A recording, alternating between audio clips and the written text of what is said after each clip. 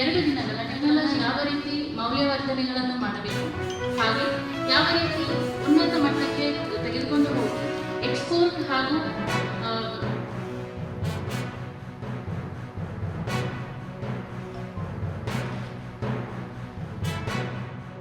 ಅವರಿಗೆ ಹೇಗೆ ಪ್ರೊಡಕ್ಷನ್ ಜಾಸ್ತಿ ಆಗುತ್ತೆ, ಎಫಿಷಿಯನ್ಸಿ ಜಾಸ್ತಿ ಆಗುತ್ತೆ ಅನ್ನೋದ್ರ ಬಗ್ಗೆ ಒಂದು ಕಾರ್ಯಾಗಾರ ಇದೆ.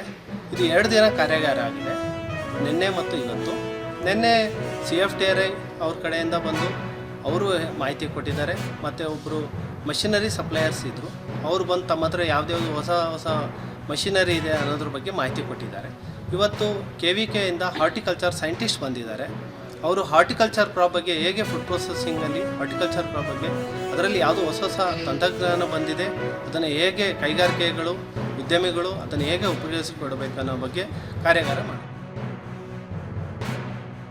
ಅವ್ರ ಇನ್ಕಮ್ನ ಪಡಿಬೇಕು ಅಂತಕ್ಕಂಥದ್ದು. ಈಗ ಬಾಳೆಕಾಯಿ ಚಿಪ್ಸ್ ಮಾಡ್ತಕ್ಕಂಥದ್ದು, ಬಾಳೆಯಲ್ಲಿ ಬರ್ತಕ್ಕಂಥ ಏನಿದೆಯಲ್ಲ ಅದು ಫೈಬರ್ನ ಎಕ್ಸ್ಟ್ರಾಕ್ಟೆಡ್ ಮಾಡಿ ಅದನ್ನು ಮಾರಾಟ ಮಾಡ್ತಕ್ಕಂಥದ್ದು. ಇದು ಅರಿಶಿಣದಲ್ಲಿ ಅರಿಶಿಣ ಪ್ರೋಸೆಸ್ ಮಾಡಿ ಪೌಡ್ರ್ ಮಾಡಿ ಮಾರಾಟ ಮಾಡ್ತಕ್ಕಂಥದ್ದು.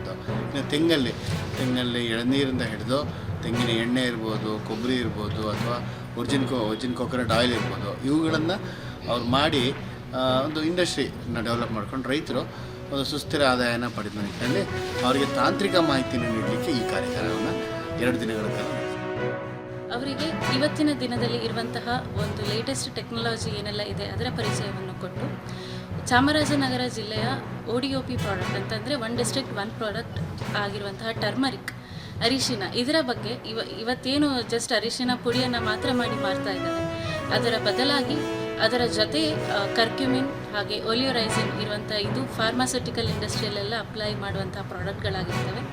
ಅದೇ ರೀತಿ ಕ್ರೀಮ್ಸ್, ಸೋಪ್ಸ್ ಹಾಗೆ ಅದರ್ ಸ್ಕಿನ್ ಕೇರ್ ಪ್ರಾಡಕ್ಟ್ಸ್ಗಳನ್ನು ಯಾವ ರೀತಿ ಇವರು ಅಪ್ರೋಚ್ ಮಾಡಬಹುದು ಅಂತ MSMEಗಳಿಗೆ ಇವತ್ತಿನ ಕಾರ್ಯಾಗಾರದಲ್ಲಿ ಹೇಳ್ಕೊಡ್ತಾ ಇದ್ದೇವೆ.